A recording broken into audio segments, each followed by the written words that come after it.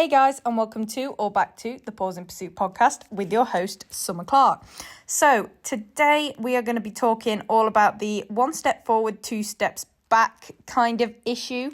I say issue because most people think of that as an issue or they think of it as a negative thing. But in this podcast episode, I'm going to try and convince you that it's actually a good thing and it shouldn't be seen as such a negative sort of quote unquote failure type thing, and that it's actually the opposite. So I'm basically going to tell you how to come to terms with taking 1 step forward and then having to take 2 steps back in your training when this feels like you're failing in the moment, and why this frustrating process, as frustrating as it is, and I know it is because I have to do it all the time, will actually help you and your dog with your training in the long run.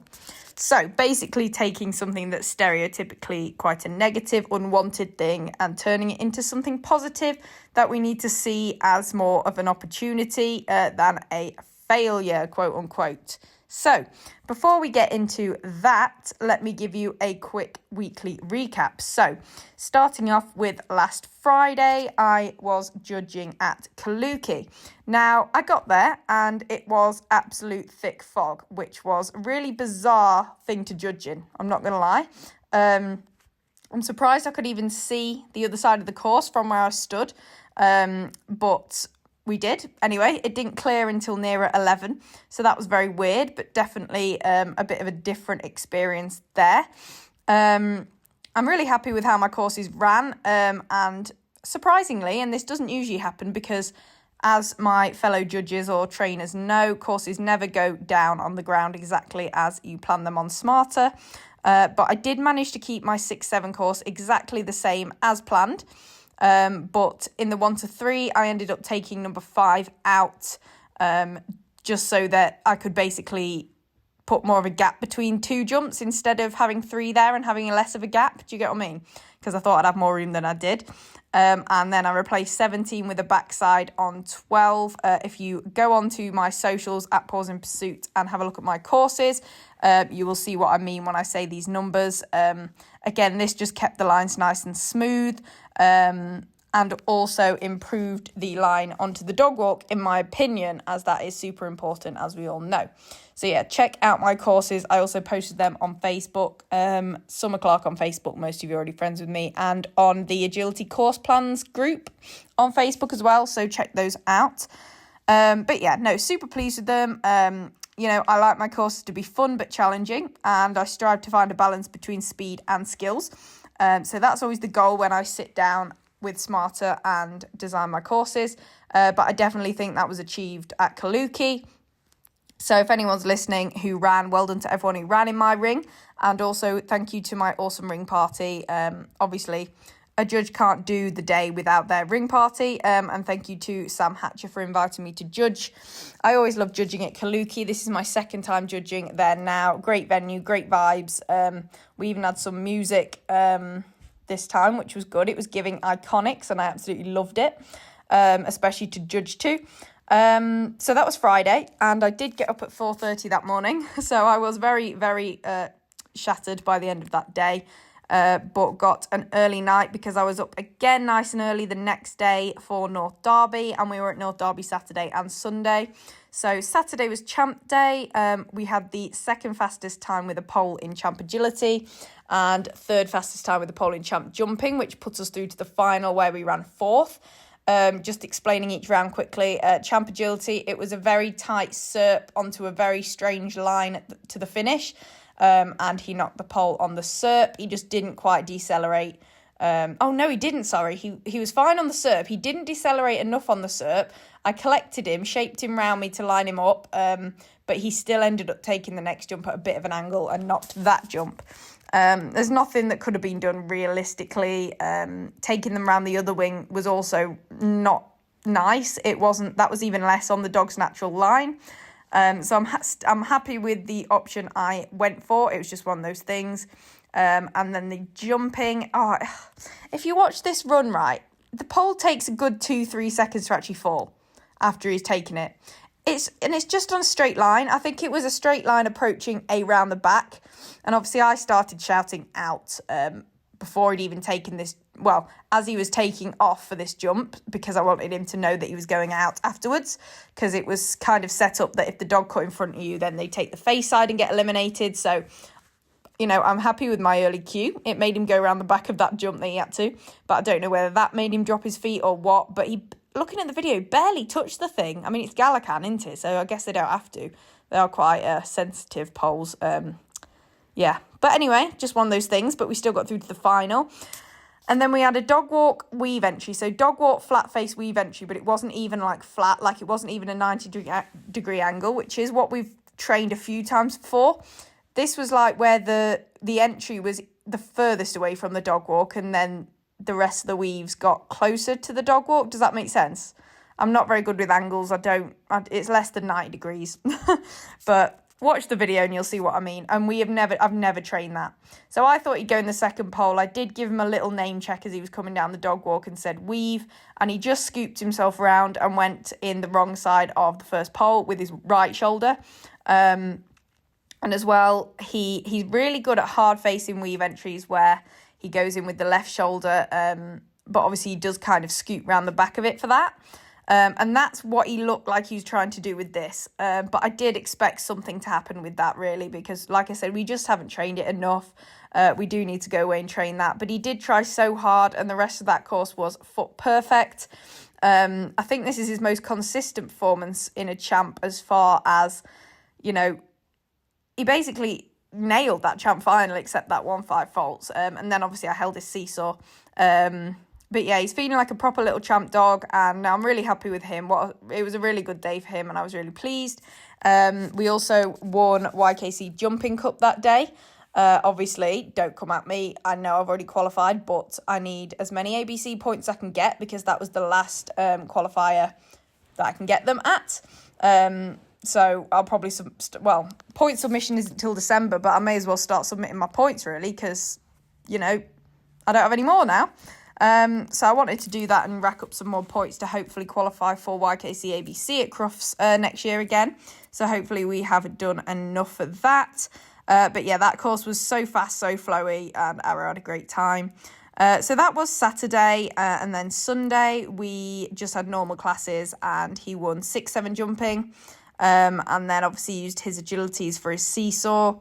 On Saturday, his normal agility, he was actually clear, but I held his seesaw for 7 seconds. But anyway, yeah, so normal classes I'm just ruling out, really. Pushing it like mad, taking risks, and holding his seesaw.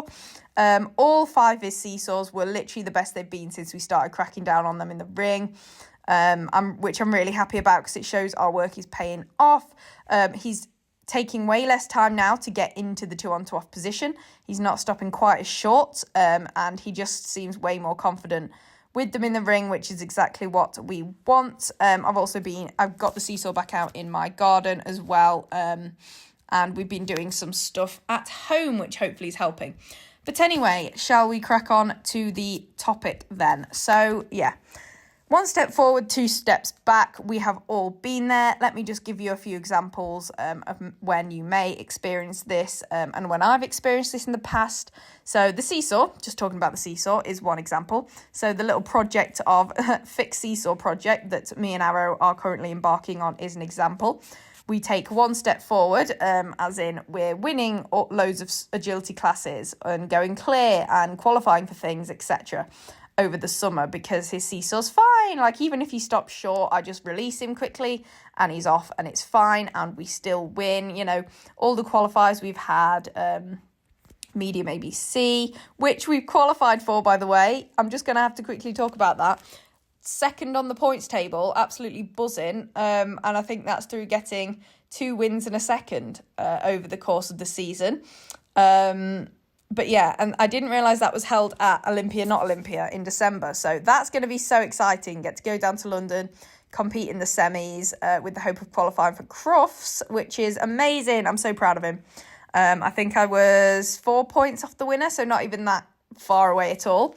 But yeah, that's amazing. But anyway, I've gone off on a tangent already, and we're only 10 minutes into the episode, and my voice is already broken, and we're only 10 minutes into the episode. Anyway, sort yourself out, Summer. So yeah, so with the seesaw, that 1 step forward is the getting good results in agility classes at competition. obviously I've had all these things that I can't train in the ring, EO, etc. I can't enforce criteria in that sense. I have to just go with it. So that feels like the step forward. But then when you come out of that season of all those important things where you have to quick release it, not enforce the 2-on-2 off, you realise, oh, my dog actually doesn't have any criteria on the seesaw.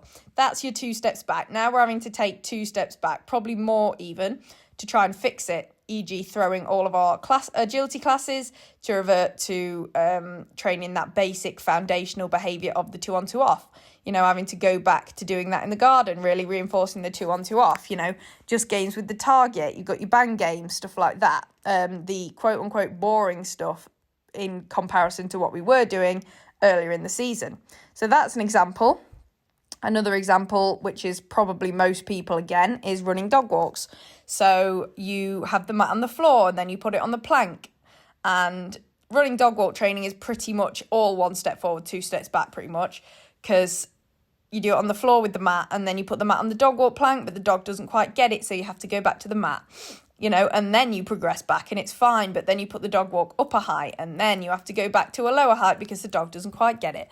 And then, it's stuff like that. And then you take the mat off in competition and your dog pings it, so you have to go back to putting the mat on every time in training. Stuff like that. Do you get what I mean? Channel weaves as well. You close them a bit more, dog pops out. You've gone 1 step forward, but then you're going to have to go your 2 steps back and put it wide. Stuff like that. Again, you can avoid this as much as you can by making sure that you are not rushing, that you are spending enough time on each stage of each behaviour or skill until your dog has a visible, solid understanding. But some things like channel weaves and stuff, you don't want to keep them on the basic version too long. You do want to see some progression, so you got to give it a go when you think your dog understands the previous version. But sometimes it's just not strong enough and you do have to go back. So things to remember: as exciting as progressing your training is, reverting to an easier version of the behaviour or skill will allow you to build solid foundations and eventually progress to a point where your dog is actually performing accurately and consistently. So yes, progressing to the next stage of your training is really exciting and it's what we live for as dog trainers, and that's the rewarding and satisfying and amazing part of being dog trainers.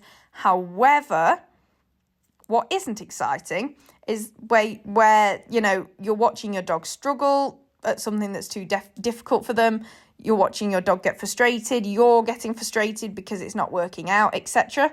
So the most exciting thing is being able to eventually progress to that point where your dog's performing accurately and consistently, which is so enjoyable and satisfying to watch your dog understand it. But to get to that point, you have to take those steps back, and take a bit of, not even a hit to your ego, but sometimes as trainers it feels like that, doesn't it, when we have to revert to an easier version of something. But sometimes we just have to take that on the chin, suck it up, come to terms with it, redo that easier version to actually get the benefit, to benefit from that and actually get to the point that is enjoyable and exciting, which is the final behaviour being really accurate and really consistent and really sexy and beautiful, isn't it? So again, it's that instant gratification versus delayed gratification kind of concept. As you know, I'm quite into kind of sports psychology, the psychology behind processes like this, etc. So it's just getting your own head around it, instead of wanting that instant gratification of watching your dog do a harder version of the behaviour and thinking, yes. You've got to think about getting the delayed gratification, which is your dog being really, really super good at that final version of the behaviour months down the line, if that makes sense. So you've got to keep that in your head, and it's really important. It's not as easy as just me saying that, but once you crack that, and I am always fully cracked that, you just got to remind yourself time and time again, every time you go through this. But once you've got that in your head, then it becomes much more easier to deal with in essentially. Just quickly as well, another quick tangent for you. I have a very exciting podcast guest coming up soon, and she is a sports psychologist. And the question box won't actually be on my story anymore when you're listening to this, because I'm recording this the Tuesday before it goes live. But as I record this, there is a question box on my Instagram for you guys to ask questions for her about sports psychology.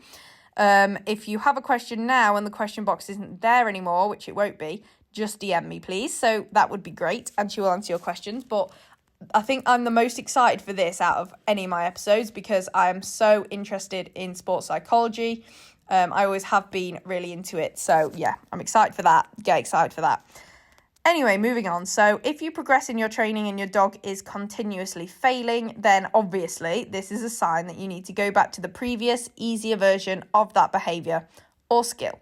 Because, not only is it just completely a waste of time just making your dog fail over and over again and not getting anywhere because the behaviour is too hard, this is not good for your dog's mental health, essentially, and your dog's mindset and drive and, mindset around training, basically. If you want your dog to love training, which we all do, that's the most important part of it, then we want our dog to be enjoying themselves, and failing over and over again and not getting any rewards, for example, is not enjoyable. If this is dragged on for too long, your dog will kind of start to mentally shut down, give up, etc., as we would if we were trying to do something and it didn't work for like half an hour. We'd be like, oh, I'm not doing it. There's no point. It's not getting anywhere. Do you get what I mean? Which is obvious and expected, and I don't blame the dog at all. So, yeah, you've got to keep your dog's mental state in mind. That's why I often like to keep sessions short and sweet, just to make sure that the dog stays happy and ends on a positive. So, like I said, if you're training something really tricky, and yes, your dog is progressing but is still visibly finding it difficult, sometimes it's always nice to end the session with a repetition of an easier version of that behaviour, just for your dog's state of mind, basically. But yeah, you've really got to think about that and how it's affecting your dog. You don't want to knock your dog's confidence in training. That's the worst case scenario. So you've got to prioritise that 100%, especially if your dog is a bit more predisposed to being nervous, like Arrow. So if you progress in your training and your dog is finding the new, harder version of the behaviour or skill difficult, but is still visibly progressing in the right direction and, doing things, say if you're shaping, doing little glimpses of the behaviour that are still earning them reinforcement, then you don't necessarily need to revert to an easier version of the behaviour or skill. If your dog is, say, running contacts, if your dog is getting some of the reps correct and still getting some reward, that you don't necessarily need to revert to the easier version because your dog is getting it. It's just something new, so it's not going to happen immediately. However, if your dog is failing constantly and barely getting it right, that's when you need to think about reverting. So your dog should still have to think and work hard to master the new behaviour or skill. And, figuring it out for themselves is all part of the learning process. And, some failure does need to be involved for your dog to learn, just like us, and eventually get it right and, have that light bulb moment in their brain. But like I said, there is an obvious visible difference during your training. If it's, the difference between difficult and challenging and just just impossible, your dog's just not there yet. They don't have those mental skills yet. So again, a lot of it is common sense, and you should be able to tell, your own dog, and you should be able to tell, how they're finding something by how they're reacting during the session. So contrary to that then, continuous and prolonged failure, visible frustration that isn't resolved by the light bulb moment every now and again, or a loss of enthusiasm or focus are signs that your dog doesn't have the necessary foundations to understand the new, harder version of the skill or behaviour, and further repetition isn't going to solve anything. So that's when you need to take the steps back, because if you just repeat and keep asking for the thing that your dog can't do and can't figure out, evidently, and keeps failing, then your dog's going to get visibly very frustrated and eventually lose their enthusiasm, lose the focus, and all those things that you want, you're going to lose. There is no point in just repeating something, hoping that it might click if it clearly isn't. You're better to go back, save yourself time, save your dog the mental capacity, go back to the easier version and repeat that more, and then move on when your dog is better at that, if that makes sense. So that's super important. So you really got to remember overall that the deeper your dog's understanding of the foundations of a behavioural skill, the better they're going to be at performing the final version of that behavioural skill down the line. And essentially, let's be honest, who doesn't want that? Would you rather take 2 months to teach your dog a running dog walk, but it only ever actually hit in the ring a handful of times out of, like a tiny amount of percentage, like 20% of the time? Or would you rather take 2 years to teach your dog a nice running dog walk, and by the end of that 2 years, cough, cough, arrow, they're pretty much hitting 99% of the time? Obviously, the latter, and that is called delayed gratification, okay? And really embracing the journey and embracing the process, and just really focusing on what's going to be. Do you get what I mean? Like focusing on what's going to be, what you want out of it at the end of it, really, really thinking about that final result that you want and visualizing that and thinking about that perfect version of that behavior that you want, and realistically understanding that you can't get that perfect version quickly. Nothing worth having comes easy or fast. Okay, the saying is nothing worth it comes. No, what's the saying? Nothing worth having comes easy. Yeah, that's the saying, but I want to add or fast to the end of that because it's true. Okay, so just remember that. And in order to avoid frustration on your part, it is important to learn to enjoy every stage of your training journey for what it is, which is a process. And for most of us, well, for all of us really, it should be a long process. And that's just how it should be. And that is what we should enjoy as dog trainers. So remind yourself that it isn't all about the destination, but it's about the effort that it takes to get there, the lessons learned along the way, the relationship you develop with your dog along the way. During the journey, your dog is developing more skills mentally. You are as well. And, you're becoming a better trainer along the way. The longer you spend in the journey of dog training, the better dog trainer you're going to be. If you have it easy and it comes within a few months, you're not going to be as good a dog trainer as if it takes a few years of hard work. Does that make sense? So realistically, to sum it all up, the backward steps that we hate, quote unquote, or think badly of, are what really count. Without those little steps in the middle of the journey, you wouldn't get to the end result anyway. All right, so that is today's episode. I hope you've taken something away from that. As with all episodes, I just want to remind you guys that if you do have any further questions about any of the topics that I'm discussing, feel free to DM me about it. I would love to chat to you guys on a bit of a deeper, more personal level about the topics I talk about in these episodes. Obviously, keep sending me your topic ideas. I have quite a few cool guest ideas lined up, but I don't have as many solo episode ideas. So if you want me to talk about something specific, please do let me know. I'll probably do a question box very soon asking for solo topic ideas. But yeah, exciting guests coming up. We've got the sports psychologist, and we've also got Jonathan Hallam at the start of October speaking about his brand new agility show, Evolution Agility. So that'll be cool. So 2 really cool episodes there, and a few more lined up as well that I'm not going to tell you yet. But yeah, please do let me know what solo topic ideas you have in mind, and I will get recording those. But that's pretty much it. Remember to follow the podcast on Apple and Spotify, and give it a rating or review if you're feeling super generous. And follow me on all the socials. I am at Paws in Pursuit on pretty much everything, and Summer Clark on Facebook. As I say in every episode, most of you are already following me on everything anyway. But yeah, you can contact me there. You can keep up with me there, see what I'm doing, etc. I've also got some exciting things coming out for sort of the autumn season. So by the time this is out, I will have advertised my online coaching. So I will quickly just talk you through that a little bit actually while I'm here. So if you didn't know, I do offer online coaching to agility handlers and their dogs. So with my 12 years worth of experience and success within the sport, my aim is to help you achieve your goals in the most convenient and affordable way possible, because let's be honest, agility isn't cheap. And I know a lot of training days aren't cheap, and a lot of online stuff isn't cheap. So, especially a lot of my audience are juniors and students and stuff. So I'm not going to give you something that you can't afford, if that makes sense. So my online coaching, then, you will receive a personalized training program tailored specifically to your goals. You will receive an in-depth video tutorial at the start of every fortnight. You will receive a weekly check-in form that will allow me to monitor your progress and assist you.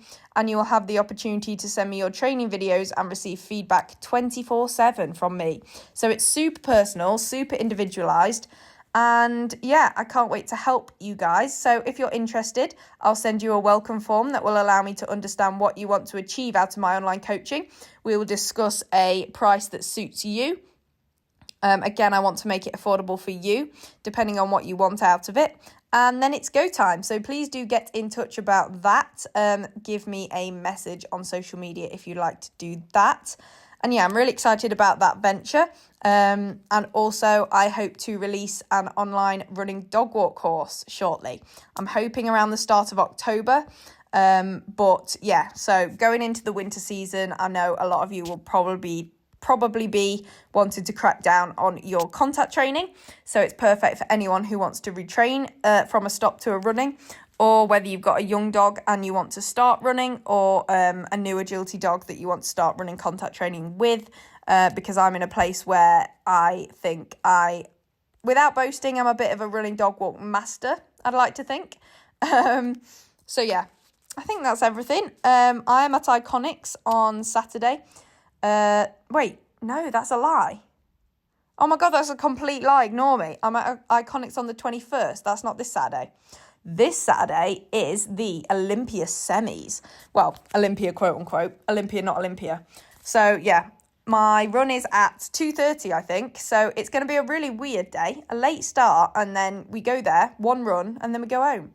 So absolutely fingers crossed for me. I am really dying to qualify. I really hope, I'm going to put my all into this one run, and what'll be will be. But yeah, I'm really excited. It's my first time and Arrow's first time doing this event.